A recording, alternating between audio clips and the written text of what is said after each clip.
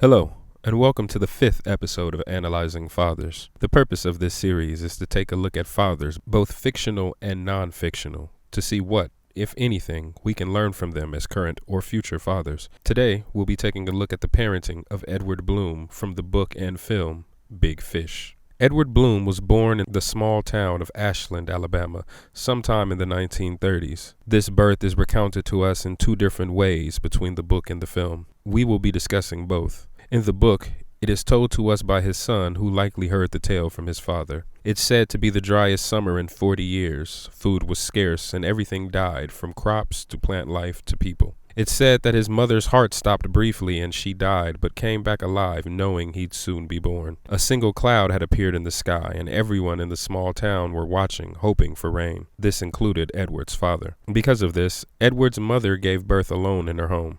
The only remarkable thing being that it rained, perhaps thereby giving some superstitious belief that Edward was special. In the film, Edward was born in a hospital and shot out of his mother as if from a cannon. He then slid down the hall, eventually being caught by a nurse. Baby Edward seemed to have enjoyed the experience. The stories of birth differ, but both serve the same purpose, to show the reader and the viewer that since his birth, Edward Bloom was special. We are told by Edward that his father was a farmer and was gone a lot. The only deeper insight to his own parental relationships we have comes from the book. Edward says that his father was a terrible drunk, so much so that at times when he was too drunk to get it himself, he would have Edward do it for him. That is, until Edward refused. After that, his father trained the dog to carry a bucket to the local store with $1 in its collar to bring back the booze. Certainly another of Edward's stories, but we can make some speculation from this. Edward's son accused his father of being scared of getting close to him. In response, Edward said, quote, "It must have something to do with my father," and then he shared that story. I believe there is some truth to this. While Edward may not have been raised by an abusive alcoholic father, he could have been emotionally distant and didn't show love openly. As we saw in our discussion of Hank Hill's relationship with his father, this can lead to a child growing into an emotionally distant adult. If Edward's father truly was a terrible drunk, he likely wasn't emotionally supportive to Edward, and thus Edward grew up to be closed off from his own son. This, of course, is conjecture on my part. Edward is described as being strong, a quiet boy with a mind of his own. He had a way with animals. He was charismatic and brave, and said to never forget a name or face or a favorite color. Edward had a fearlessness to him due to a supposed encounter with a witch he had when he was a child. Everyone in the town was afraid of the witch. Edward went to meet her despite her ability to show people their death in her eye. Edward asks to see his death, and after seeing it, concludes that he can take more unreasonable risks because he knows they won't kill him. Rumor has it that by his 12th birthday, he knew everyone in his hometown by the sound their shoes made when they walk.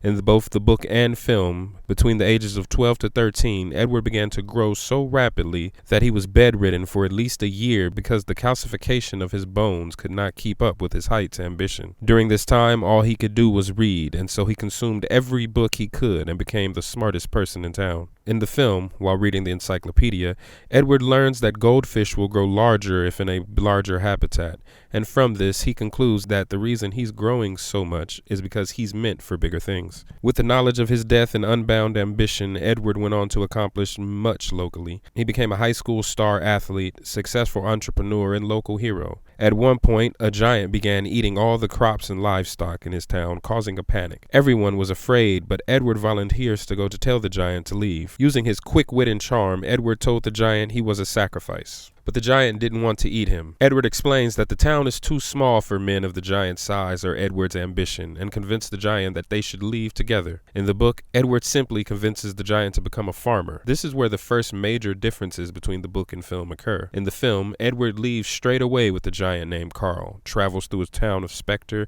and ends up at a circus where he meets the love of his life, Sandra Templeton. In the book, Edward remains in Ashland, has a strange encounter while fishing, before finally leaving the town and arriving in a small town that may not have existed at all. There was a dog in the town that kept people from leaving, and despite everyone trying, Edward was able to leave. After, he was jumped by two men and beaten nearly to death and robbed. This beating, however, turned out to be a blessing as he was found and nursed back to health by an elderly couple. He then worked for that elderly couple for a year and saved a good amount of money. The tales begin to differ between the book and film from here on, so instead of spending several minutes breaking down each and every detail, I will touch on them briefly. They all serve the same purpose, and that is adding to the mystique of Edward Bloom. In the books, after working for the older couple, he wandered the South for a year learning and adventuring before traveling to a city called Auburn to attend college. It is there that he would meet the love of his life and future wife, Sandra. In the film, however, Edward and the Giant would attend a circus where Edward would see Sandra but have to work 3 years for free each month learning a new fact about her before finally meeting her at Auburn and proposing. In both book and film, Sandra is engaged. In both, Edward has to fight her fiancé. In the film, Edward didn't fight back, but in the book, he did. It is said in the book Edward was not a fighter. Quote, he enjoyed the pleasures of human discourse too much to resort to such primitive and often painful forms of settling disputes. Regardless, in both scenarios, this was the moment that he won Sandra's heart. After being married in the books, Edward would relocate to Birmingham, become a veterinarian assistant, a sales clerk in the laundry department, and saved a young girl from a wild dog. In the film, Edward went to the hospital for his wounds and was drafted into the army to fight in the war. Since Edward had seen his death, he volunteered for all the dangerous tasks, hoping to be sent home early. However, after parachuting into a war zone, the army presumed Edward dead and informed his wife. However, Edward had survived and returned home a hero of sorts. It should be noted he went to war in the book as well and was sent home after surviving in a torpedo attack on his ship. Edward went on to purchase a home in which to raise his family and continued his traveling work to support his new family. This meant that he was often away on some trip or another conducting various business ventures. Through this and connections made, Edward finds himself in position to purchase the town of Spectre. The reasons why vary between book and film, but the most important point of this is that in Spectre, Edward meets Jenny Hill. Her home is the last piece of property left to acquire, and she won't sell it to him. In the film, he fixes the rundown home, and in the end, Jenny tries to kiss Edward, to which he refuses and remains true to his wife. She then signs over her home, Edward leaves, and then he never sees her again. In the book, Edward falls in love with her and maintained a second home in Spectre for her. When asked about why he wanted to own Spectre, Edward said, quote, "It's difficult for a man such as myself to settle for a piece of something. If part of something is good, the whole of it can only be better."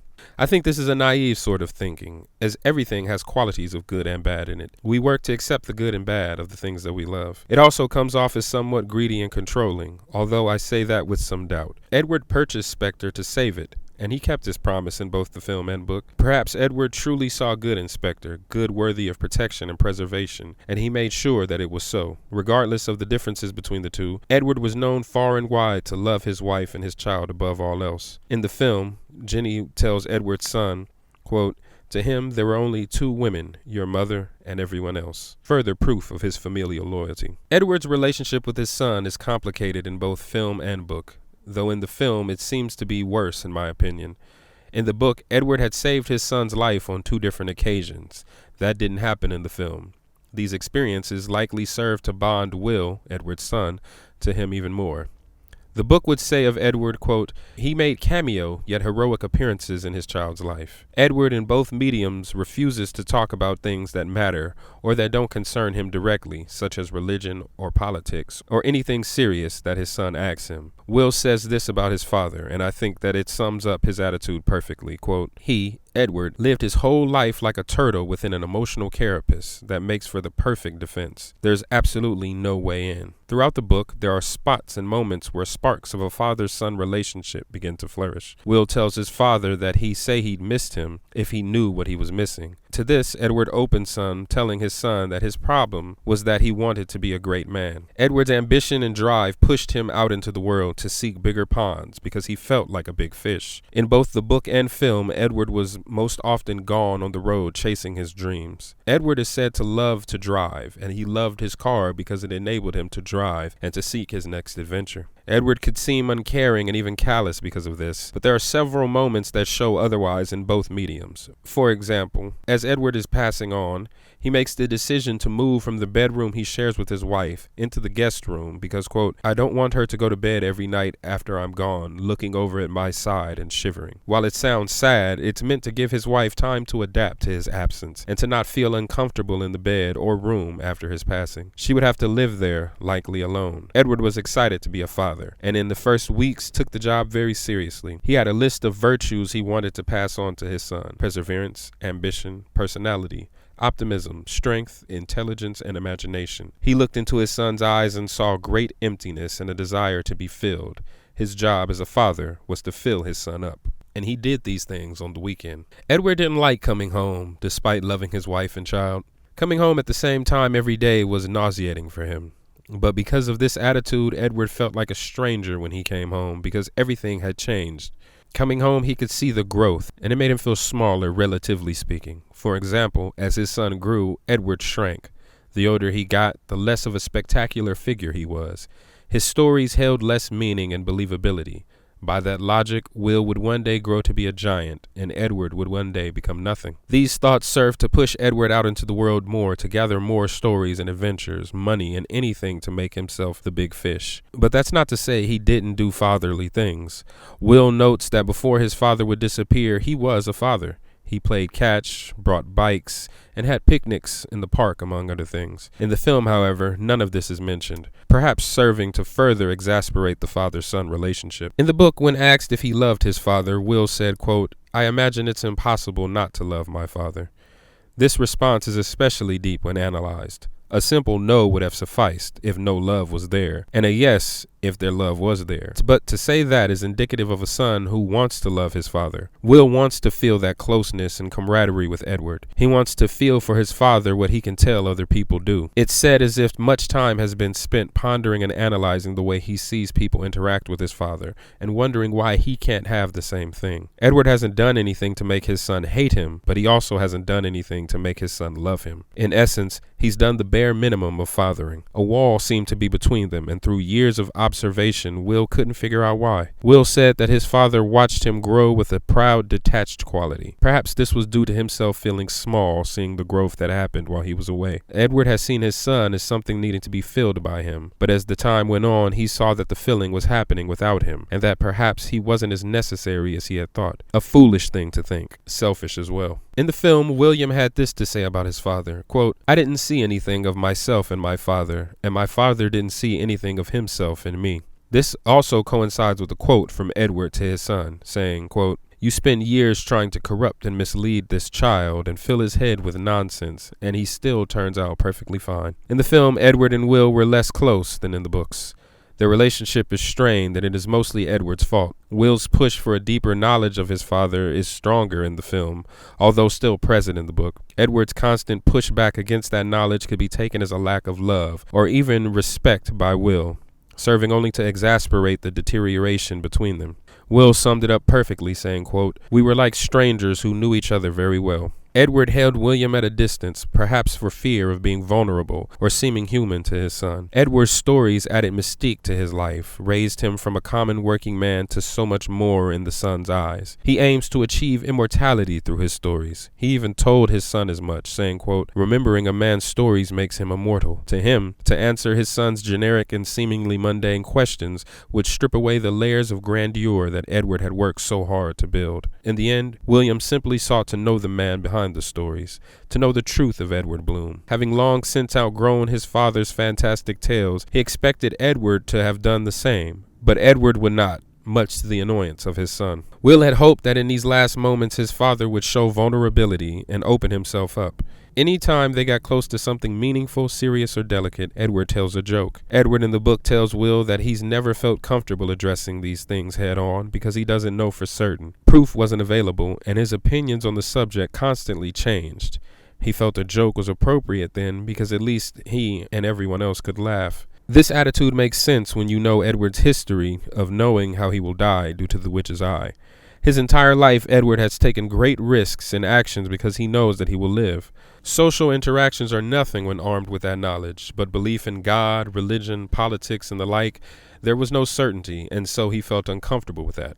But Edward should have been willing to brave the sea of discomfort that is emotional vulnerability and uncertainty.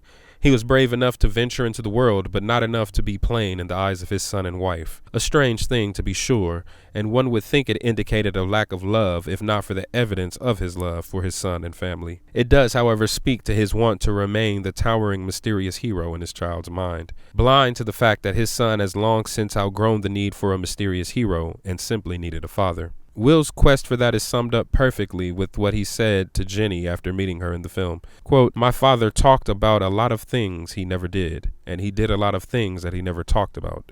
I'm just trying to reconcile the two." When the end nears, Edward is taken to the hospital. In the film, Will gets a chance to speak to the family doctor who had delivered him. Will asks to know the real story of his birth since he only heard his father's extravagant tale. The doctor explains that it was a normal birth that Edward missed because he was working, and though Edward exaggerated it, hearing his story was a lot more entertaining and comforting than the truth. Because of this, Will decides to reconcile with his dying father, having finally understood that his father's stories were only meant to entertain and comfort, and were not lies created to cover up some boredom or disappointment. The end of Edward Bloom's life differs in the book and film, though both end up in the hospital. In the book, his death isn't presented as a story, but instead as the true end of his life. A touching final moment where the son finally experiences the true mystical side of his father, as he becomes a literal big fish. In the film, however, I feel it is made more special, as William tells his father a story for once.